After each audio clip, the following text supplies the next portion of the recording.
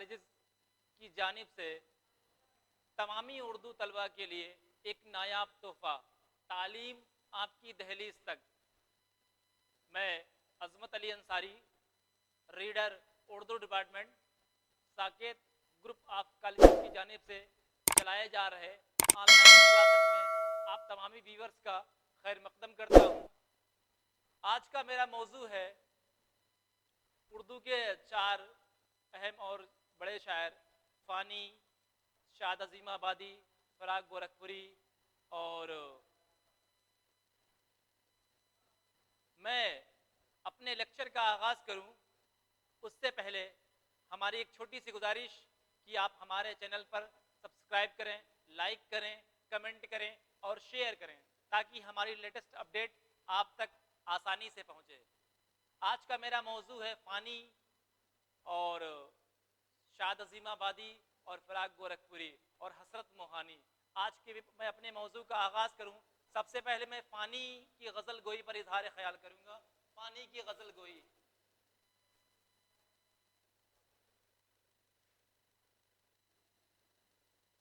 فانی کی غزل گوئی۔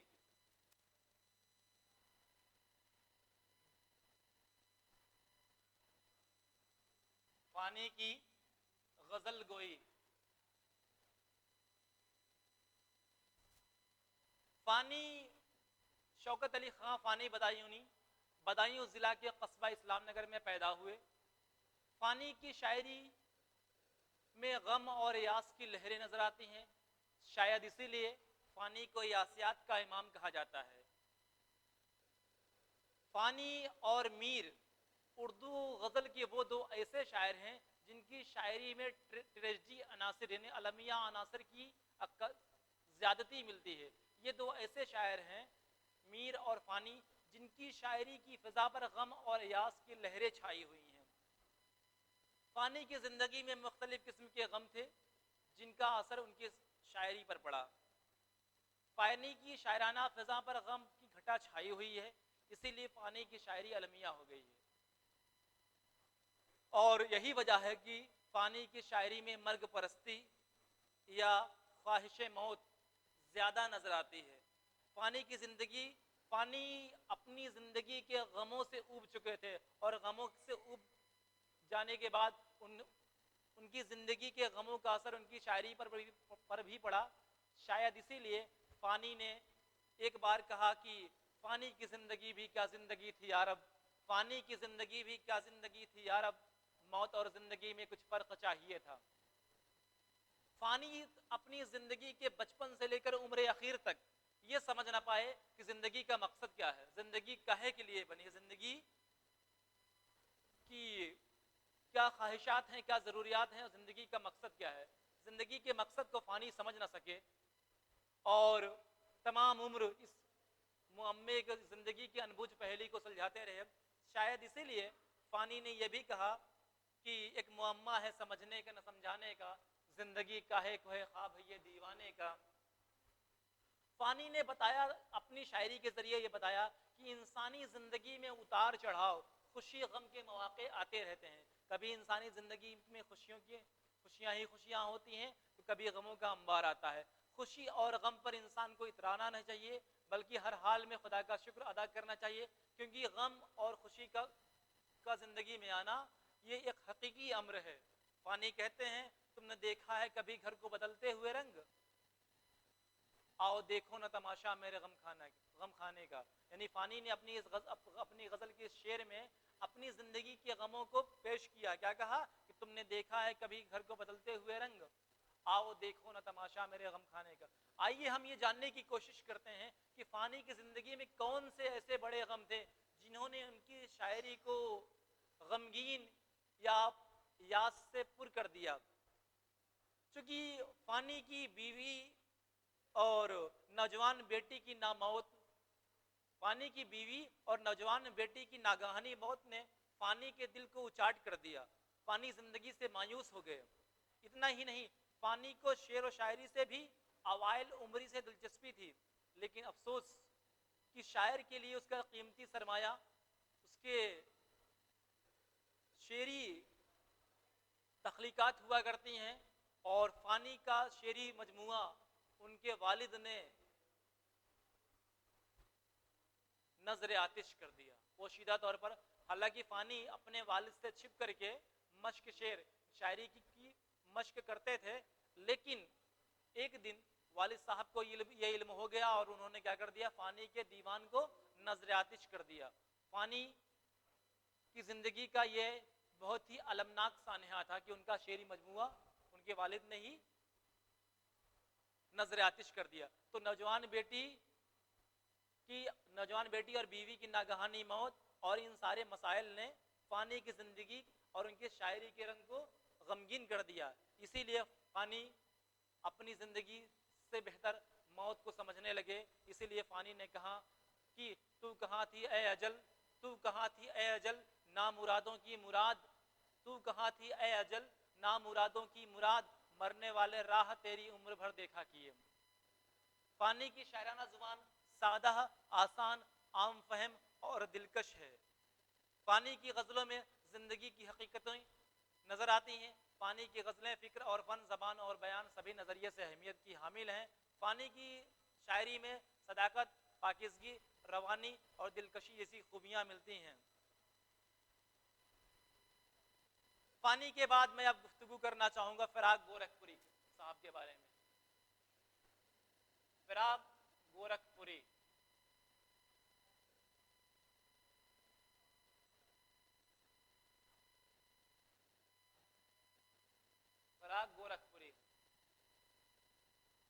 فراق گورکھپوری اردو زبان کے وہ شاعر ہیں جنہیں اردو، ہندی اور انگریزی تینوں زبانوں پر عبور حاصل تھا. فراق گورکھپوری عموماً عام طور سے اردو شاعری کی دنیا میں جمالیاتی شاعر کے طور پر مانے جاتے ہیں. فراق نے اپنی پیشہ ورانہ زندگی کا آغاز یونیورسٹی آف الہ آباد میں انگریزی لیکچرر سے کیا تھا. فراق گورکھپوری شاعری کے ساتھ ساتھ ادبی خدمات کے ساتھ ساتھ تحریک جنگ آزادی میں بھی شامل ہوئے اور 1927 میں اور ان کو جیل بھی جانا پڑا. 1927 میں جیل سے رہا ہو کر وہ واپس لوٹے اور کرسچن کالج لکھنؤ میں استاد بھی بنے. شعر و شاعری سے فراق کو اوائل عمری سے ہی دلچسپی تھی. 13 برس کی عمر میں فراق نے شعر کہنے شروع کر دیے تھے. پروفیسر ناصری اور وسیم خیر آبادی سے فراق صاحب نے اصلاح لیا. ان کے فراق صاحب کے مشہور مجموعے کلام گل نغمہ پر ساہتیہ اکیڈمی سے ان کو 5,000 روپے انعام ملا. اس کے علاوہ 1969 میں ان کو گیان پیٹھ ایوارڈ سے بھی نوازا گیا اور 1,00,000 روپے بطور انعام ملا. 1982 میں الہ آباد میں ہی فراق گورکھپوری صاحب کا انتقال ہو گیا. آئیے اب میں ان کی شاعری پر ایک تائرانہ نظر ڈالنے کی کوشش کرتا ہوں.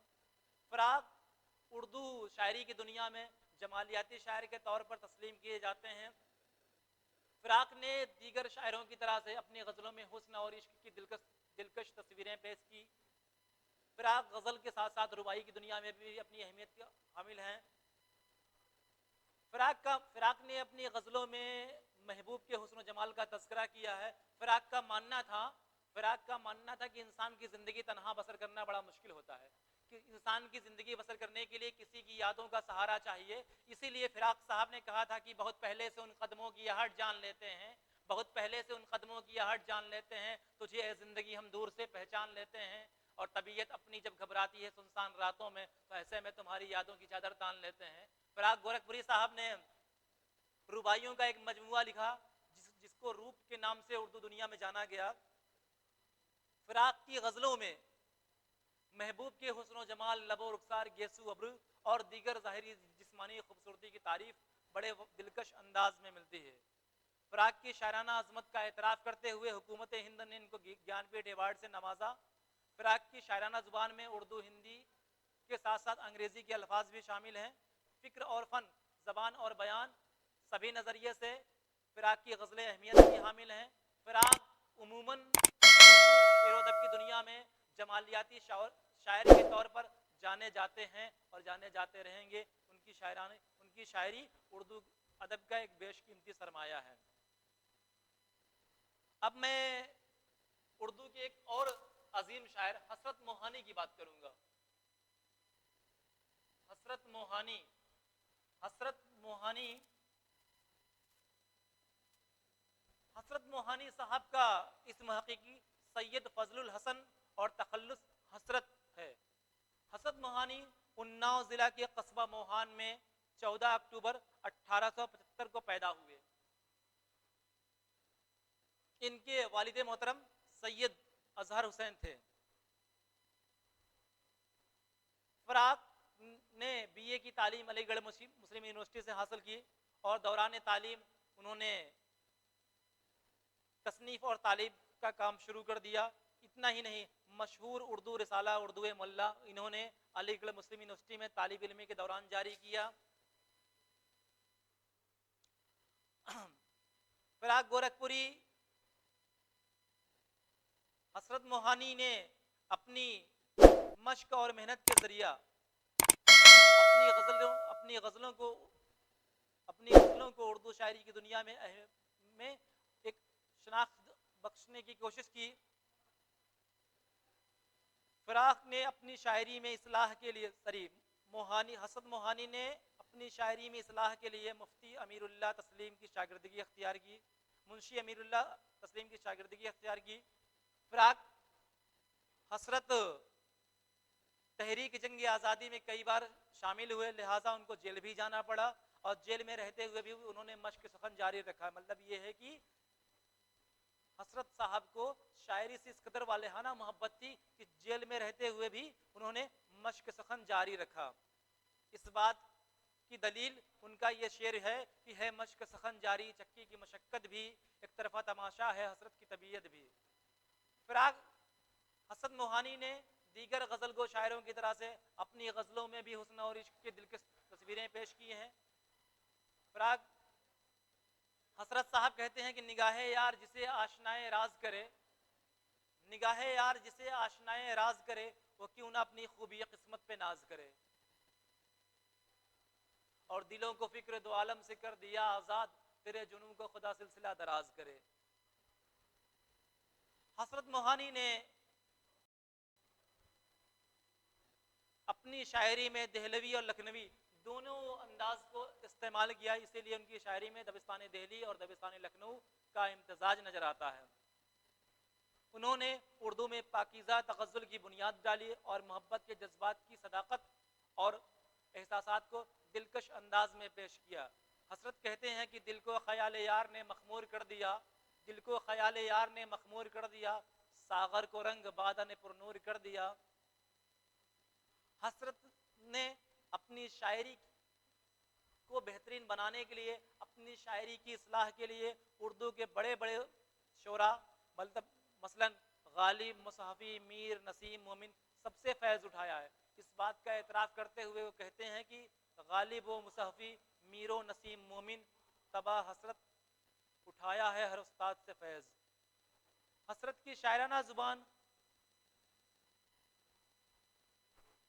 وہ زبان ہے جو عام سامعین اور قارئین کی سمجھ میں آتی ہے. مطلب یہ کہ حسرت کی شاعرانہ زبان نہایت آسان، سادہ اور دلکش ہے.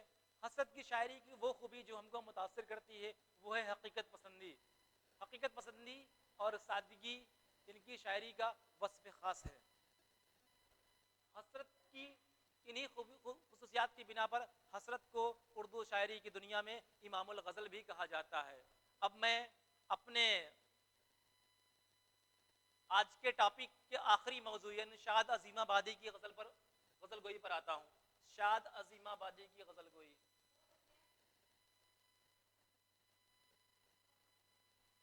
شاد عظیم آبادی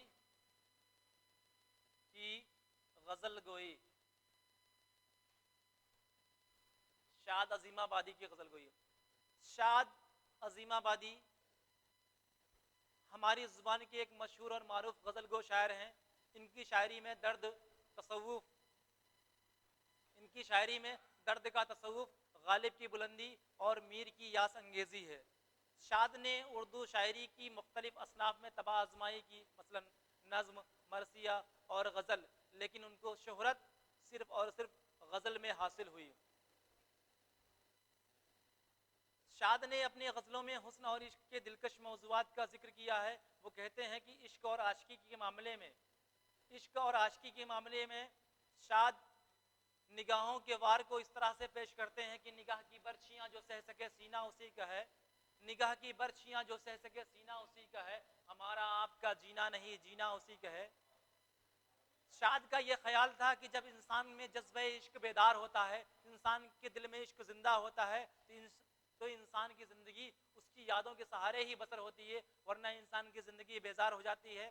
عشق کے متعلق شاد کا یہ تجربہ بہت بہترین ہے، اور ان کا یہ اندازہ اس شعر سے لگایا جا سکتا ہے کہ خاموشی سے محبت اور بھی سنگین ہوتی ہے، خاموشی سے محبت اور بھی سنگین ہوتی ہے، تڑپ اے دل تڑپنے میں ذرا تسکین ہوتی ہے۔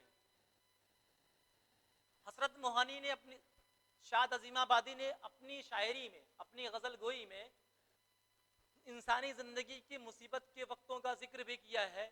انہوں نے بتایا ہے کہ کبھی کبھی انسانی زندگی میں ایسے حالات بھی آتے ہیں کہ انسان کے لیے زمین تنگ پر ہو جاتی ہے اور آسمان دور ہو جاتا ہے، یعنی انسان کی زندگی میں ایسے مشکل دور آتے ہیں کہ انسان کا کوئی اپنے ساتھ نہیں رہ جاتا ہے، اور انسان بے یار و مددگار تنہا رہ جاتا ہے۔ ایسے حالات کے بارے میں، انسان کی ایسی سچویشن کے بارے میں، ایسے حالات کے بارے میں شاد صاحب لکھتے ہیں کہ ستم ہے آدمی کے واسطے مجبور ہو جانا، ستم ہے آدمی کے واسطے مجبور ہو جانا، زمیں کا تنگ ہو جانا، فلک کا دور ہو جانا۔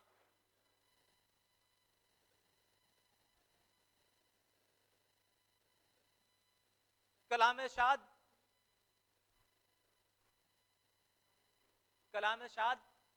کی صداقت، کلام شاد میں اردو غزل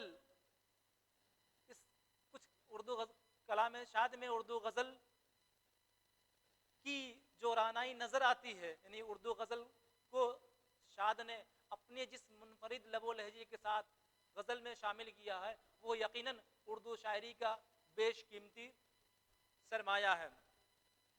شاد کی غزلوں میں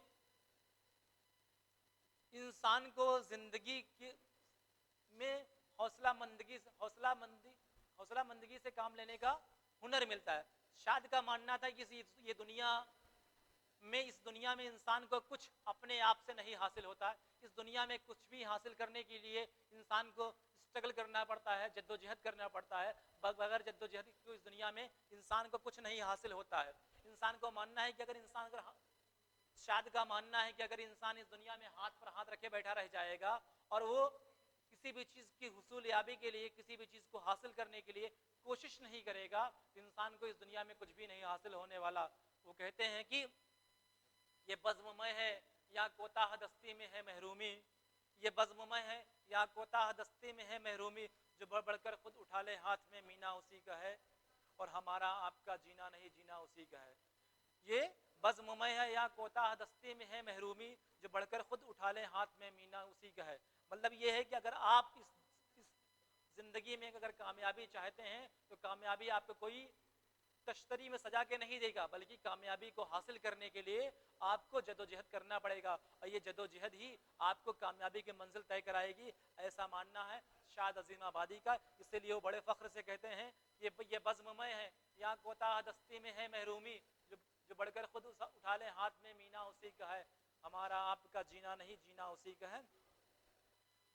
شاد ہماری شاعری میں، اردو غزل میں دور جدید کے شاعر ہیں، اور ان کی شاعری وہ شاعری ہے جس میں میر، غالب، مومن، درد سبھی کا رنگ نظر آتا ہے۔ مختصر طور پر اگر میں یہ کہوں کہ شاد کی شاعری وہ آئینہ ہے جس میں میر، غالب، مومن، فانی، درد سبھی کی تصویریں نظر آتی ہیں، یا سبھی کے انداز فکر نظر آتا ہے، تو یقیناً یہ جملہ یقیناً درست ہے۔ شاد نے اپنی کاوش فکری اور زور قلم کے ذریعہ اردو غزل کو بلندیوں کے جس پائیدان تک پہنچایا، اردو شعر و ادب رہتی دنیا تک فراموش نہیں کر سکتا۔ आज मैं अपने लेक्चर का यहीं पे ख़त्म करता हूँ। मुझे यकीन है कि मेरा ये लेक्चर आपको पसंद आया होगा। अगर आपको मेरा लेक्चर पसंद आए तो आप हमारे चैनल को सब्सक्राइब करें, लाइक करें, कमेंट करें और शेयर करें ताकि हमारे लेटेस्ट अपडेट आप तक पहुँचते रहें। शुक्रिया। इस वीडियो को अपने दोस्तों के साथ ज़रूर शेयर कीजिए। अगर इस टॉपिक पर आपके कोई भी क्वेश्चन हैं तो नीचे कमेंट करके पूछिए, हम उत्तर देने का प्रयास करेंगे। और अगर आपने अभी तक हमारे चैनल को सब्सक्राइब नहीं किया है तो तुरंत सब्सक्राइब करिए, साथ ही बेल आइकन पर क्लिक करें ताकि आगे आने वाले सभी वीडियो आप तक पहुंचते रहें और आप हमसे यूं ही जुड़ें।